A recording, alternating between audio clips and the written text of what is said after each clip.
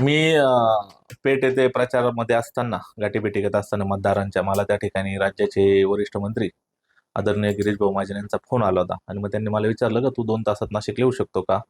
मी हो बोललो आणि मग पेठवरून मी नाशिक येत असतानाच परत मला त्या ठिकाणी त्यांचा फोन आला का म्हणे सामंत साहेबांना त्या ठिकाणी मुंबईला जायचं असल्याने तू डायरेक्ट ओझर एअरपोर्टला त्या ठिकाणी पोहोच. मग मी ओझर एअरपोर्टला पोहोचल्यानंतर ओझर एअरपोर्टच्या लॉबीमध्ये त्या ठिकाणी आदरणीय सामंत साहेब, दादा भुसे साहेब आणि गिरीश भाऊ महाजन यांच्यामध्ये, आमच्या चौघांमध्ये अजूनही काही इतर लोक होते. आमची चर्चा झाली. त्यांनी मला त्या ठिकाणी विचारलं की त्या ठिकाणी प्रसाद हिरेंनी आज दुपारी महायुतीच्या उमेदवाराला पाठिंबा दिला. तर त्यांनी मला विचारलं का आपण पण त्या ठिकाणी तसा पाठिंबा देऊ शकतो. त्यांना मी स्पष्ट नकार दिला की मी त्या उमेदवाराला त्या ठिकाणी पाठिंबा देऊ शकत नाही, कारण मतदारांचा कौल बघता तो कौल चांगल्यापैकी माझ्या बाजूने असल्यामुळे तो पाठिंबा देणं म्हणजे त्या मतदारांचा त्या ठिकाणी मी घात करण्यासारखा प्रकार होईल. त्यामुळे मी त्यांना स्पष्ट नकार देऊन त्या ठिकाणी पुन्हा माझ्या नाशिकला येऊन माझ्या गाठीभेटी चालू केलेल्या आहेत. त्याबद्दल मला माहिती नाही, पण जसे दिवस जातील तसं आपल्याला त्या ठिकाणी दिसेलच असं काही झालं तर.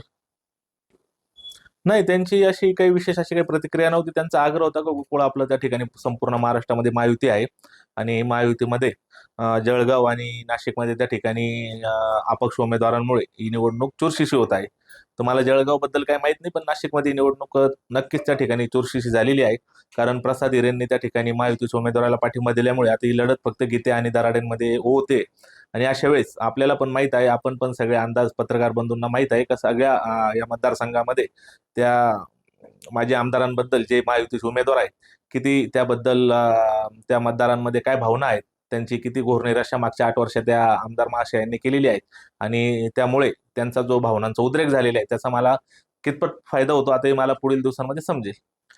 महाराष्ट्रात तरी असं राजकारण चालत नाही असं मला वाटतं. यशवंतराव चव्हाणांचा हा महाराष्ट्र आहे, शरद पवार साहेबांचा हा महाराष्ट्र आहे आणि आपल्या राज्याचे जे प्रमुख आहे देवेंद्र फडणवीस साहेब, ते एक आदर्श मुख्यमंत्री म्हणून या देशामध्ये गौरवले जातात. त्यामुळे मला वाटत नाही असं काही प्रकार होईल आणि आपण काही चुकीचे कामं केलेली नाही, त्यामुळे मी ही शंका घेण्यात काही जागा नाही.